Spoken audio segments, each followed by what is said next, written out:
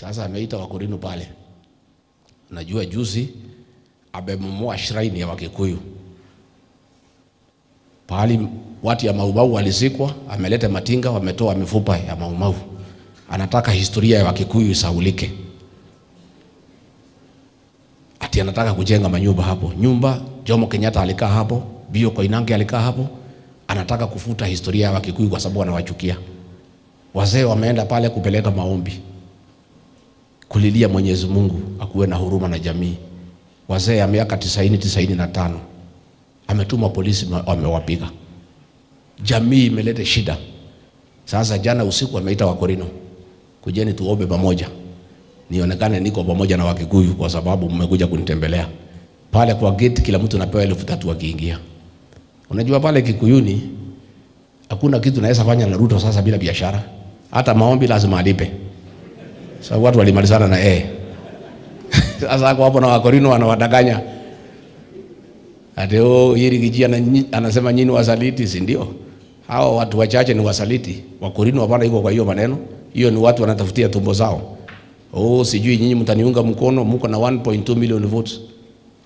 Wewe William Ruto hujaelewa hii watu ya mlima. Na mimi nilikuwa nafikiria uliwaelewa Olokalau. Naona hujaelewa hii watu. Pale Olokalau alitoa 15 million isafirisha watu wakuja wampigie makofi. Wakikuyu wanachukua pesa na anigia kwa basi. Wanakaa tu. Wanasema tunasikia Ruto ametumana basi na pesa ya lunch. Tunamshukuru, ambiwa asante kwa sababu ametupatia transport na lunch. Tuende tukaone mtoto wetu Rigiji na kumshangilia.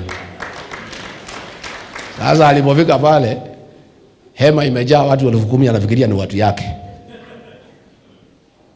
Ameleta minister anaitwa Kabogo, ingine anaitwa Rebecca Meano, ingine anaitwa Liki Nyanjui, na akina Ichongo watu wakuja wanisomee. Ati hiyo watu wapige makofi. Anafikiria ni watu yake.